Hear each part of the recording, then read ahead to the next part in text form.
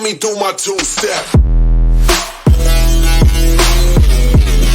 Hello guys, आज मैं आपको बताने वाली हूँ class 11th math sets chapter 1।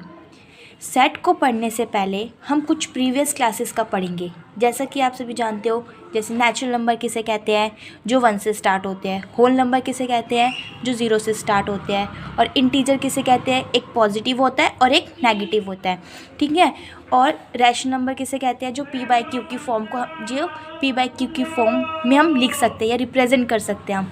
Irrational number कौन से होते हैं, जिनके रूट ओपन नहीं होते, ठीक है, तो वो क्या होते हैं, इरेशनल नंबर होते हैं। जैसे कि मैंने यहाँ पे लिखा 25 है, तो ये क्या है, रैशनल नंबर है या इरेशनल नंबर है, तो क्या है, ये रैशनल है। क्यों, क्योंकि 25 का रूट क्या होता है, 5 होता है, ठीक है। तो आप पता चल गए ये सारे कॉन्सेप्ट। उसके बाद हम मेन टॉपिक पे आते हैं, सेट। सेट किसे कहते हैं, ठीक है। मैंने ये इसलिए बताया क्योंकि इस चैप्टर में इनका पता होना बहुत ज़रूरी है, ठीक है।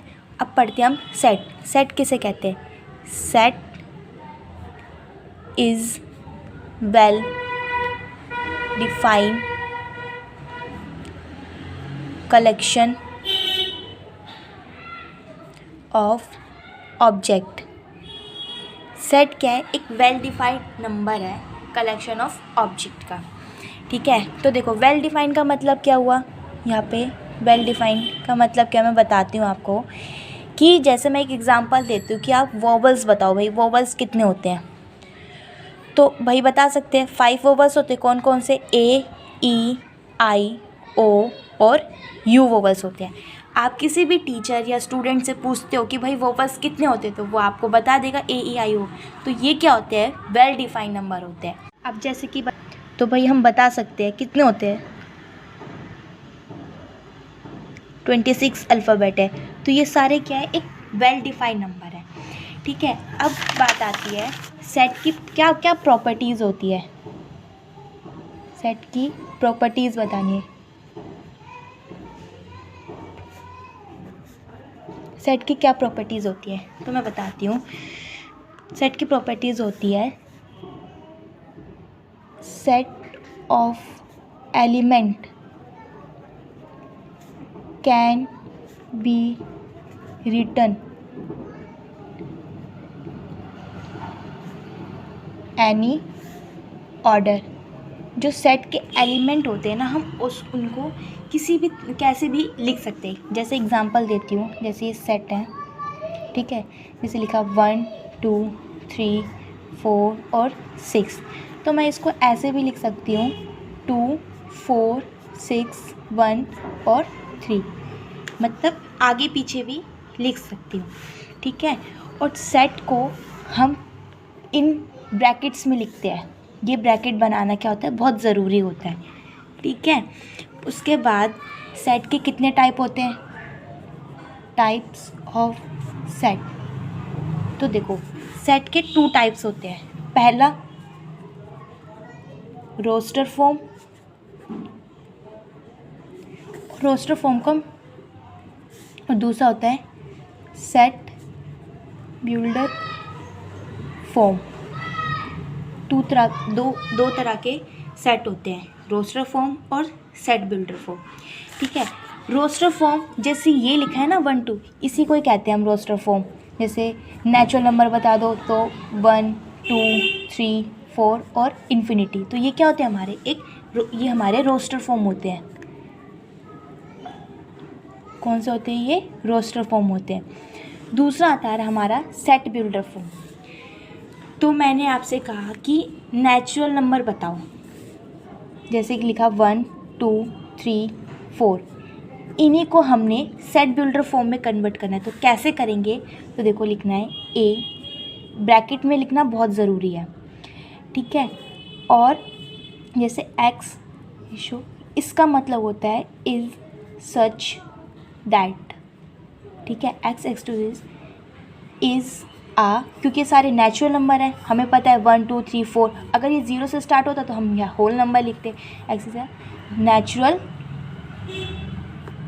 नेचुरल नंबर, ठीक है। या फिर हम इसको ऐसे भी लिख सकते हैं, x जो है वो क्या है, बड़ा है 5 से, सॉरी छोटा है 5 से, है ना, क्योंकि 5 तो है नहीं, 5 से सारे छोटे ही हैं, तो हम क्या कह सकते हैं, जो x है वो स्मॉल है 5 से। तो ये क्या हो गया, हमारा सेट बिल्डर फॉर्म हो गया। ठीक है। और एक और चीज़ बात यहाँ पे आपको बताना भूल गई मैं, कि एक प्रॉपर्टी होती है, एक दूसरी प्रॉपर्टी होती है कि एलिमेंट कैन नॉट रिपीट। इसमें जो एलिमेंट हो गए ना, जैसे 1 लिखा, 2, 6, 6, 5, 5, तो हम ना एलिमेंट को रिपीट नहीं कर सकते, तो हम इसको ऐसे लिखेंगे 1, 2, 6 और 5। देखो ये एक है और एक मान के चलेंगे इनको। ठीक है। तो elements can not repeat, set में हम एलिमेंट को रिपीट नहीं करते। आने वाली बिलोंग्स टू को हम इससे रिप्रेजेंट करते हैं। जैसे मैंने ये लिखा सेट 1, 2, 3, 4, 5, 6, 7, 8। ठीक है। तो आपको बताना है जैसे जो 1 है वो बिलोंग करता है ए से या नहीं। हाँ भाई करता है, क्योंकि ए के तो ये सारे एलिमेंट है, तो करता है। अगर मैंने आपसे पूछा कि 9 बिलोंग करता है ए से, नहीं, क्योंकि इधर तो 9 है ही नहीं, तो इसलिए हम क्या करेंगे, इधर इसको नॉट का साइन लगाएंगे। अगर मैं बोलती हूँ 10 बिलोंग्स करता है ए को, नहीं करता, तो इसमें क्या करेंगे, ये काटा सा लगाएंगे। ठीक है। अब मैं आपको बताने जा रही हूँ एम्प्टी सेट किसे कहते हैं। एम्प्टी सेट उसे कहते हैं जिसके अंदर कोई भी एलिमेंट नहीं होता, यानी कि सिर्फ ब्रैकेट्स लगे रहते हैं, इनके अंदर कोई भी एलिमेंट नहीं होता। तो हम क्या करते हैं, 5 लिखते हैं। 5 का मतलब होता है नथिंग, मतलब इस सेट के अंदर कुछ भी नहीं है। ठीक है। तो ये हमारा क्या कहलाता है, एम्प्टी सेट। एम्प्टी सेट को हम नल सेट भी कहते हैं।